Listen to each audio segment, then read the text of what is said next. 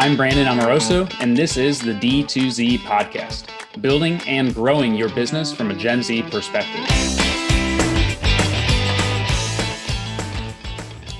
Hey everyone, thanks for tuning into D2Z, a podcast about using the Gen Z mindset to grow your business. I'm Gen Z entrepreneur Brandon Amoroso, the former founder of Electric, and now the co-founder of Scaleless.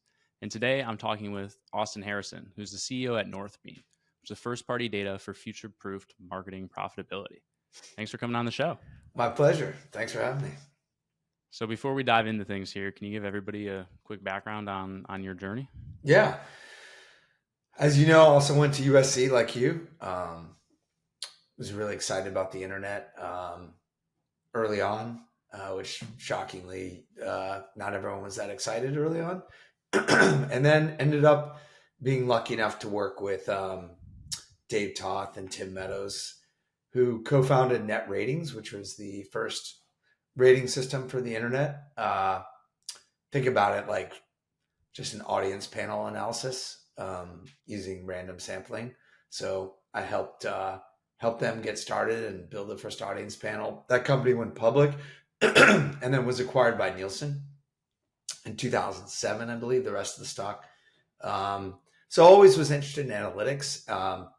Slight detour in animation, and then was really excited about AI in the same way that I was excited about the internet early on. This is about 7 years ago. I was excited about AI and machine learning. So just started to enroll in classes at Stanford and got, just really excited about it. Met Dan Wang, and here we go. Now we're building NorthBeam. What have been some of the most exciting but also challenging parts of building a B2B SaaS company? Oh, wow. Well, we help companies measure marketing, right? That's what we do at NorthBeam. And so that's a complicated problem. So I guess everyone says that in their vertical, right? The hardest part is just focusing on making progress every day and not getting frustrated, as you probably know, right? Because you've got a new startup, right? Something you're building, and you just gotta be patient, but impatient at the same time. And I think the biggest challenge is that mental game, the mental game you play with yourself every day. Why? How would you answer that? I think it depends on the type of business. The agency I found far easier because I had much greater control. It was services based. So for pretty much the entirety of the business, I could do everything that we were servicing. So if I had to work, an 18-hour day, I could fill in the gaps where needed. With the software business, that's not the case at all. There's so many specialized like niche roles within our team that I can't even begin to fully comprehend how to execute against that. And so it's putting a lot more trust in the team, and like I'm not able to move, the product forward as quickly as an independent contributor as I was at the agency, where everything was like, SOPs and processes and stuff like that.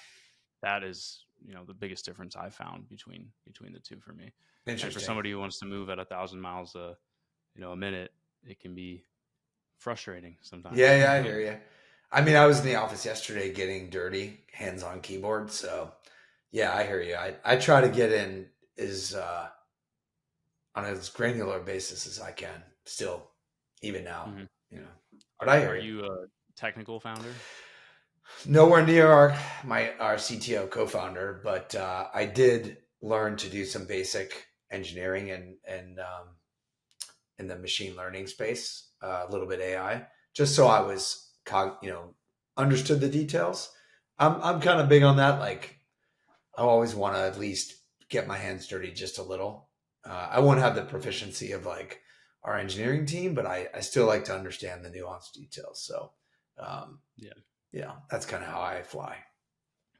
Yeah, like what's having a high level concept of what's happening versus being able to actually code and produce it. Yeah, but I try to I just like to know what's going on. That's fair. Yeah. When it comes to building a team, are you fully remote? No, we're not actually. We've got a team in San Francisco, a team in Los Angeles, a team in New York, and so I was in the office yesterday in San Francisco, right? So we like to get in there once in a while and mix it up. Mm-hmm. I find that to be a lot better than remote personally, but it Yeah. still feels like so many people are clinging on to remote for dear life. Well, what are you doing with your team? Well, just because we have to right now, it is remote. So you're fully remote right now. Yeah, Okay. from a cost perspective, at our stage, it doesn't. Well, Yeah. it's not even financially feasible for me to have 16 developers or whatever we Mm-hmm. have at this point Yeah. based in the U.S. So we have 3 here in the States, and Mm-hmm. then about 13 in Brazil and in Europe. So Yeah. that has been an interesting, thing to tackle, is the time zone difference, Yeah, that makes sense. because it's pretty tremendous from our Mm-hmm. VP of product, who's out in San Diego, and then our engineering lead, who's in Romania, who Wow. used to work at a deal. Oh yeah. I think it's like 9 hours or something. Yeah, it's tough. Yeah. I like getting in the, I mean, I was in the office till 8 p.m. last night with our engineering team hashing out stuff, right? And Yeah. all together. Yeah. So, like you said, it's harder when you're dispersed to do it, you know? What do you think are like the biggest areas of opportunity within your platform and the e-commerce industry as a whole, with all this AI, stuff that's coming out every single day, it seems like? Yeah. I mean, it's funny because our CTO did his honors thesis in AI in 2012, which is a lifetime ago in the, you know, right? And he's always hesitant to overpromise what AI can do. Yeah. So I think there's a lot of hype out there, is my opinion. There's a lot of people trying to profit and market themselves in the AI world without deep expertise. So I think there's a tremendous amount of overpromising and overhyping, as there always is with something new, right? That's like, if you look in terms of cycles, that's a typical thing. So yeah, my answer is I think it's exciting. There's a lot of there will be a lot of innovation, but there's also a lot of smoke. A lot of, maybe that's the wrong term, a lot of charlatans out there is what I would say. I use my brother as my BS detector. Yeah. He's working with these tools every single day, and he's like, they're really great, but they're not that great. Yeah, If exactly. if you go on LinkedIn and you see some of these comments, like, Yeah. B2B SaaS is dead, like that stupid tombstone or whatever that I saw, and like I think it was like a Yeah. viral meme. Like, okay, it feels like some people just don't want to be the ones that didn't say that this thing was coming if it does come, but when it doesn't happen, then they Yeah. won't be the ones that missed out on having that. Like I said, that's kind of typical if you've been through enough cycles. Like obviously I've got a few years on you, so when you've been through cycles, you kind of see the same thing starting to happen again, where you have this like a bunch of like schlock companies and people out there over promising, and they don't have deep expertise. They think they have a moat. They don't have a moat. They're just selling something that's like built on top of publicly available data. And people are doing a lot of things that aren't really that interesting, that are still getting a lot of attention. I'm not going to like throw people under the bus, but I think investors or the people out there in the world don't really understand how much fake value is being perceived as real value, right? You mentioned publicly available data. How do you think of like data at NorthBeam as a moat? And Yeah, are there any like network effects that come with the amount of merchants that you have using your system now? for sure. Yeah, I mean, for us, the focus on data is our number one focus. That's how we started. That's where we invest. That's everything to us. And so we definitely think it's important in terms of our value for our customers and obviously our moat. But and we do learn stuff from the data, and that is our number one goal is our customers, right? Our number one goal is how do we help our customers, and so with a laser focus on that data quality and integrity, that allows our customers to do better, or at least gives them the visibility of how to do better when they're not doing as well, right? So that's extremely important to us. And we take it, that's a paramount concern to us is the data. Do you ever see yourself, going into other areas besides, attribution? I've seen a lot of Shopify apps start to go into other areas for better or worse. Yeah. What are your thoughts on that? Attribution is really hard. I think we've got our work cut out for us, right? So that's kind of my answer for now. Yeah. The competitive dynamics within attribution, how do you stand out from the noise, especially given the fact that it's not only complicated, but it is confusing too? Yep. No, it's a great question. If I'm being totally blunt, I think NorthBeam historically has been a little hard to use. I think we started, it's a technical product. It's something that we've appealed to what we'll call sophisticated media buyers and execs, right? Which is fine, but we need to make it easier to use. And that's when people make that complaint, like, yeah, it's true, we're getting better. I think we're much better now than we were like in the beginning. And we're getting better all the time with regards to that, right? Our first customer was the Ridge, if you're familiar with them, ridge.com. Yeah. And so, they're a very sophisticated team. And, so for them, they may use our product in ways we weren't even thinking sometimes, which is cool. It's great to have smart customers, right? But we also need to appeal to people where, like you said, where it's not make it so complicated. Yeah, we put a couple of SMBs on our solution to start, even though that's not really our ICP. That was the one that we could service at that particular moment with the evolution of the product. Yeah. And one of them, just absolutely ripped it apart, and it was awesome. It was awesome. It was super valuable and beneficial for us. Because I had to sit there for the last year and a half and listen to our product team tell me how easy it was to use the solution. And I'm like, yeah, I get it. Maybe for like mid-market and above, but you're putting this SMB entrepreneur type on, into your product, who is also a SaaS founder themselves. She's going to rip this thing apart. And it was great to see.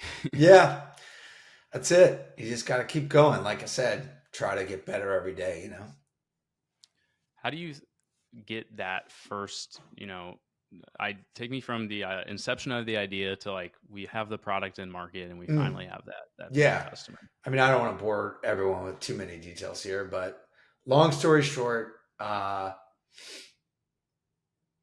felt confident that AI was the future, machine learning. And I felt like we could find a way to provide cleaner, faster, better signal for people in marketing and attribution. That our CTO, Dan Wang, felt like the advancements in processing speed and machine learning and AI would enable us to provide a better data source for customers. That was our thesis, right? And so, I forget which CEO. There was a CEO said, find a crowded market where no one really likes a solution and build something that is 10x better or way better. And so, that was our approach. That's essentially what we're doing on our end here as well. So I like hearing that, because sometimes you hear from people, oh, the space is too crowded. And in my head, I'm thinking, it's crowded because nobody has any idea what the hell they're doing. Yeah. It's like, I met this guy recently named Danny Meyer. Do you know who he is? He's the founder of Shake Shack, right? Okay. And he owns some great restaurants in New York too. I'm actually going to one of his other ones in a few weeks in New York. And, if you had pitched to a lot of people, I'm making another burger place. There's a lot of burger places. right? Like, why are you making another burger place, right? Just turns out if you make a great burger, and I mean, I don't eat a ton of burgers to be clear, but you know, if you make a great burger, people are gonna go, and so the rest is history, right? So I buy that crowded markets are tough. You just have to be highly differentiated and really great. You have to be orders of magnitude better than what's out there. Maybe you can't just be slightly better. You've got to be like a lot better. Right. Yeah, it's a challenge. especially software. You have the switching costs. Exactly. The stuff that goes into. Yeah, if you're marginally better, who cares, right? If it's just like a little better, who cares, right? You've got to be like, that's the challenge of a founder for you, me, everyone else, is you have to deliver on that. Your customers depend on it, right? I find the sales process to be much easier though, because you already have something to sort of use as a goalpost. You know, the people that you're selling into, they already know what it is that you're selling within reason. It's not like you're bringing something to the market. Oh, that's a good point. Yeah, like new. You don't have to teach people what a burger is, right? I think they know what a burger is. That's your point. Yeah. Exactly. Yeah.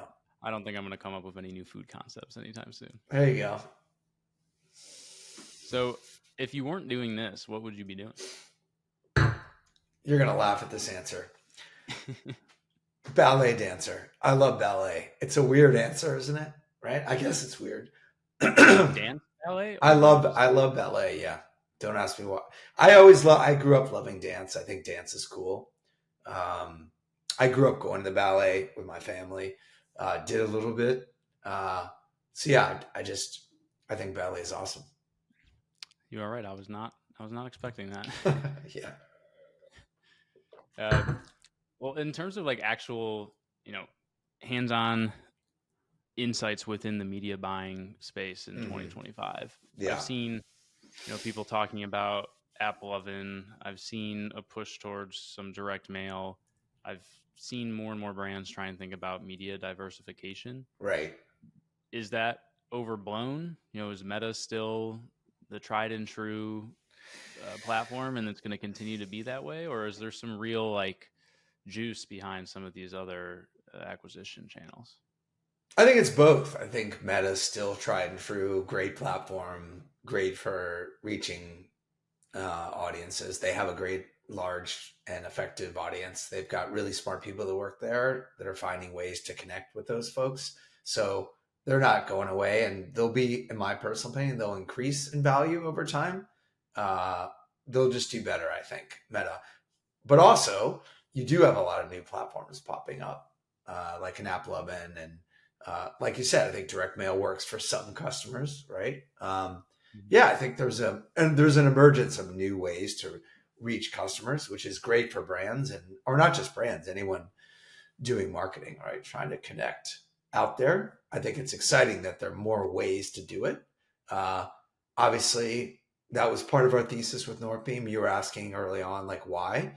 Part of it was we anticipated the proliferation of channels and complexity of how customers engage. So that was part of our initial thesis too. So anyway, hopefully I answer your question. Yeah. Is it making it more or less complicated when it comes to, actually measuring attribution? Oh, more complicated, way more complicated. That's the thing. It's a hard problem, right? Like, that's when you ask the question, like, about data, like, yeah, it's hard. This is not some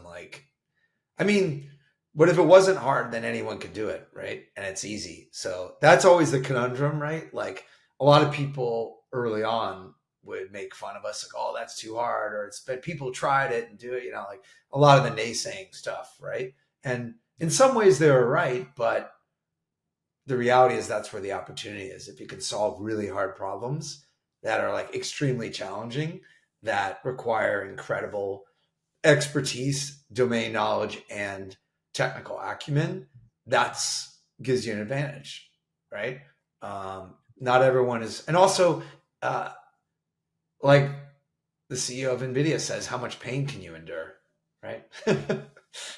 He talks about pain tolerance. He's right. It's a lot of pain too. Oh, I've never had any pain. You will. Easiest job. Oh, or as he says, he wishes it upon you, right? Yeah, it's funny. Good stuff. So for those that are listening, what's like the time where NorthBeam makes sense for an ecom brand? When, what are the pain points? What do they look like in terms of size, revenue? Yeah, good What's that question. boil down to? What it really boils down to is, are you a company that is looking to aggressively scale and you have the resources, right? So yeah, generally not the best fit for like really small companies where you're still kind of figuring out, you're just testing Meta and Google maybe, and your setup is simple.